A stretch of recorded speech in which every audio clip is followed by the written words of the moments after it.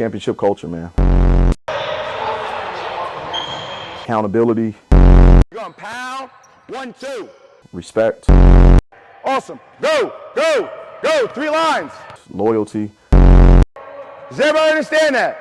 Yes, man. Use the sport as a vehicle to take you around the world, right? And you know, it's just very interesting to go back through different phases and different chapters of my life and different characters that were in those chapters that continue to help me grow and prepare me for the next phase.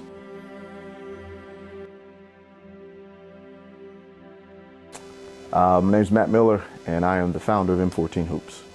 Basketball was what my dad really used to teach me life, right? And so that was really big for me, right? And my mom, obviously, it was just, they had found something that I loved so much, so they had a way to discipline me.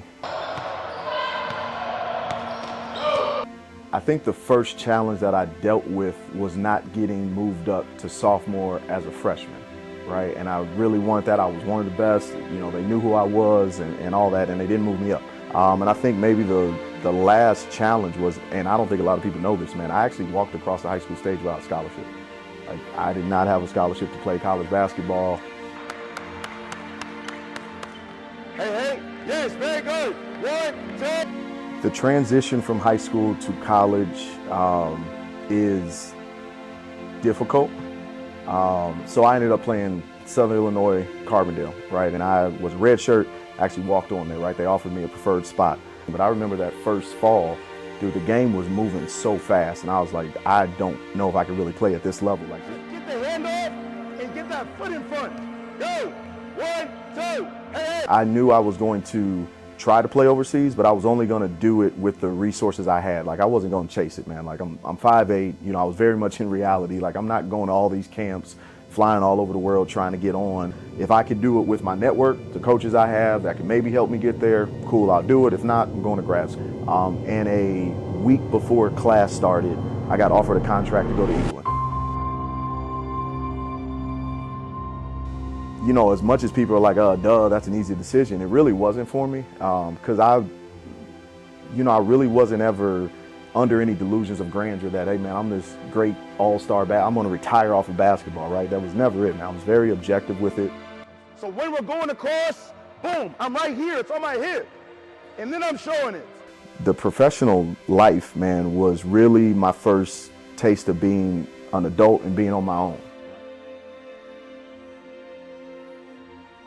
There wasn't a ton of interaction back home, right? Plus it's an 8-hour time difference and things like that, right? So I spent a lot of time by myself, right? Right, so you have to maximize your opportunity when you get one. And it's tough, man, when you're trying to chase your dream and your entire life is in a suitcase. And that's it, you know what I mean? And it's like, hey, go to this part of Spain. You don't know anybody and you just go down there, you got to try out. You did make it, you got to take a trip back up north and that's 13 hours. You got to fly to Romania, come back. Like, I remember waking up sometimes and not knowing what country I was in. You really learn that failure exists. And for me, I never knew that that was possible. And so you do all that and you just think it's supposed to work out. But I remember my second year after I got cut in Bosnia, it didn't. And I ended up being back in Louisville, working at a temp agency, grading standardized tests, working at Enterprise cleaning cars.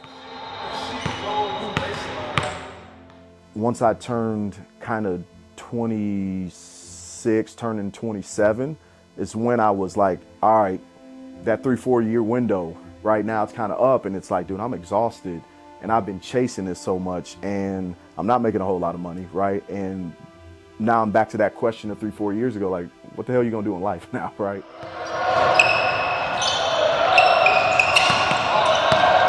And I realized that I was always in the gym. I'd always run camps. I enjoyed teaching the game.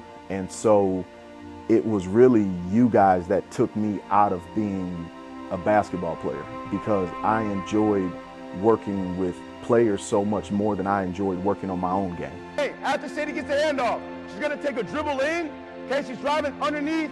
It's gotta be intense, gotta be motivating, gotta be fun, right? That's the pillars, man, that we sit on, man. So I'm very much about our championship culture. I think culture is just the habits of everything you do every day. And so that's a big deal to us here as a foundation and as a principle.